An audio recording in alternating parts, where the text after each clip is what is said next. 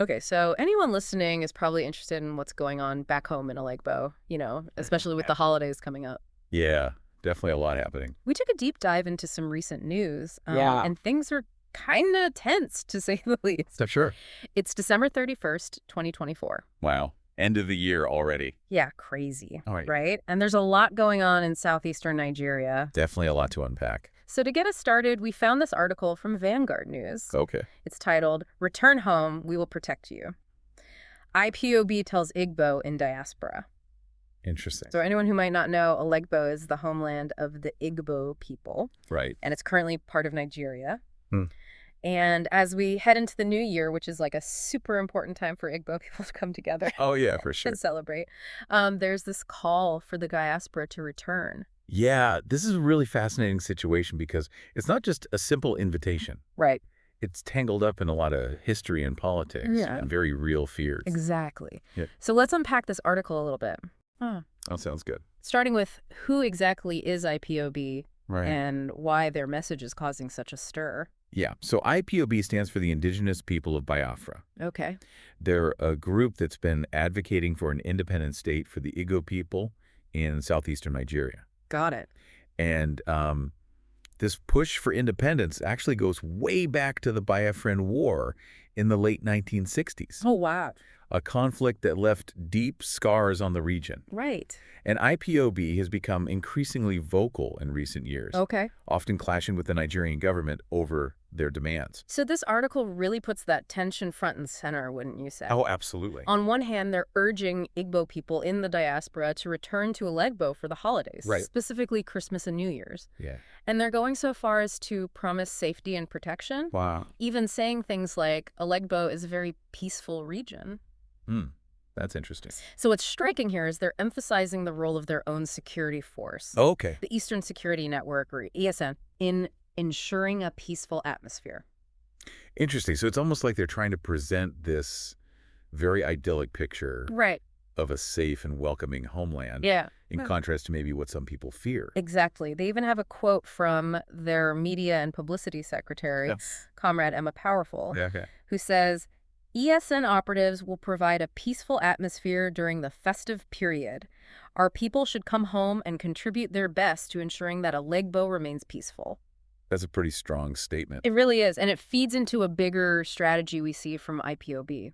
Okay, how so? They're not just tugging on those emotional heartstrings. Right. They're also trying to position Alegbo as a strategic economic hub in Africa. I see. They're actively calling for investment from the diaspora. Wow. Almost saying, come back not just to celebrate, but to be part of building a new future. That's really interesting. So it's more than just a holiday homecoming. Right. It's about long-term commitment. Exactly. But if we flip the script a little, the article also points out that some Igbo people living abroad are hesitant, Yeah, maybe even downright terrified to return. I can imagine. And they seem to have very good reasons to feel that way, right? Absolutely. Yeah. The article names a few individuals. Okay. Kitty Bear, Irolewe, Kaolu, Oji, Agudubuisi Uba, and Igwe Obasi, Got it. who were allegedly involved in IPOB activities back in Nigeria. Okay.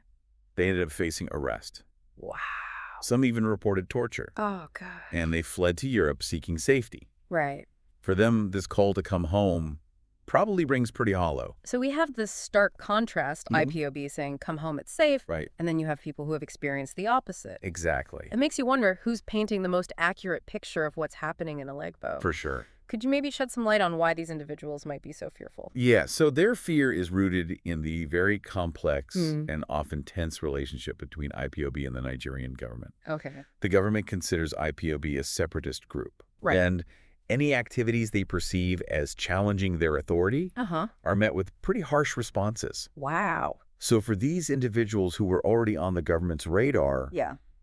returning could be incredibly risky. Right. They could face rearrest, further harassment, or even worse. It's a really tough spot to be in. Yeah. Wanting to be with family, wanting to maybe contribute to Alegbo's future, but also facing the very real potential for danger if they do return. It's like this impossible choice, wouldn't you say? It really highlights the very real human cost of this political struggle. Yeah. These aren't just abstract arguments. These are people's lives being directly affected by these tensions. Absolutely. Yeah, it's a heartbreaking dilemma, and it goes beyond just this one holiday season. Right. It speaks to a much larger issue, Okay. the complicated relationship between the Igbo diaspora and their homeland. Yeah, it's like this constant pull between wanting to be connected to your roots, Oh, wow. to contribute, but also knowing that there are very real risks involved. Exactly. And that tension is only heightened by the current political climate. Right. IPOB's call for investment for people to bring their resources back to Alegbo is particularly fascinating in this context. It's almost like they're saying, if you truly believe in the future of a separate Biafra, then put your money where your mouth is. Yeah. But that's a huge ask, especially considering the concerns about security Right. and how the Nigerian government views IPOB. Absolutely. And it gets even more complex when you consider IPOB's claims about the Nigerian government's role in all of this. Okay, that's a pretty serious accusation. Yeah. What exactly are they saying? Well, they claim that the heavy presence of military and police checkpoints throughout the region is a major source of insecurity and harassment. Wow. They even have a quote in the article that says, "The uncountable numbers of police and military extortion checkpoints are frustrating motorists and all travelers." So they're arguing that it's not just about the threat of violence, but also the everyday experience of living in a heavily militarized environment. Exactly. Imagine trying to visit your family or just go about your daily life with that kind of constant presence. Yeah, That's a lot to deal with. it is. And it raises the question, if the Nigerian government is truly committed to peace and order, Right. why such a heavy-handed approach? Yeah. Is it truly effective in creating a stable environment? It feels like there's a disconnect between what they're saying and what people on the ground are experiencing. Right. It's making me think about whose perspective we're supposed to trust here.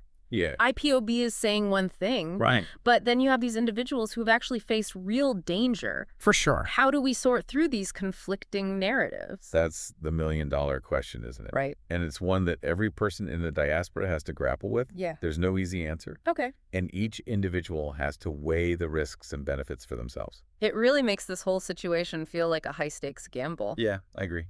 both for those considering returning and for the future of Alegbo itself. Definitely high stakes. What do you think the long-term consequences of all of this might be? Do you think IPOB will be able to achieve their goals peacefully? Will the government ever come to the table and acknowledge their demands?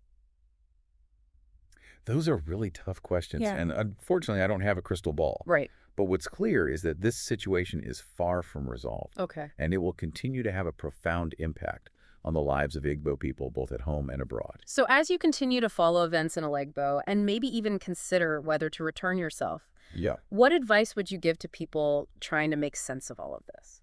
I think the most important thing is to go beyond the headlines Okay. and look for a variety of sources. Don't just rely on IPOB's statements or the government's pronouncements. Try to find independent reporting. Got it. Listen to the stories of everyday people living in the region. Yeah. And be open to the possibility that the truth is complex and nuanced. Wow. That's great advice. It's so easy to get caught up in the political back and forth, For sure. but at the end of the day, it's real people whose lives are being affected. Their Yeah. stories are the ones that really matter. Absolutely. And it's important to remember that this isn't just about politics. It's about identity belonging and the future of a people. And it's about making really tough choices with no guarantee of what the outcome will be. I know this is a lot to take in, so I'm curious, what are your thoughts so far? It really is a lot to think about. For me, what stands out is the courage of those who are willing to return. Yeah. You know, Yeah. despite the risks. For sure. It speaks volumes about their connection to Alegbo and their desire to be part of its future. It really is testament to the powerful pull of home, of family, of culture. Right. It's something that transcends fear and uncertainty. This whole conversation has been eye-opening, to say the least. Yeah. We started with this single news article, but we uncovered so many layers of history, politics, and human experience. Makes you realize how complex this situation really is. It's a reminder that the headlines often only tell a small part of the story. Right. It's when you delve deeper, explore different perspectives, and really listen to the voices on the ground that you begin to grasp the true complexity of situations like this. I'm also thinking about the responsibility of those of us in the diaspora. Yeah. How can we best support our people back home? How can we use our voices and resources to advocate for peace and justice, even from afar? That's a crucial question, and I think it starts with staying informed, Okay. engaging in meaningful dialogue, and supporting organizations that are working towards positive change on the ground. So it's about finding ways to bridge the distance, to show solidarity, and to amplify the voices of those who are often marginalized or silenced. Absolutely, and it's about recognizing that the future of Alagbo is not just for those who live there, Right. but for all Igbo people, regardless of where they are in the world. So as we wrap up this deep dive into such a complex and challenging topic, I want to leave you with this thought. What can you do, even in a small way, to make a positive impact?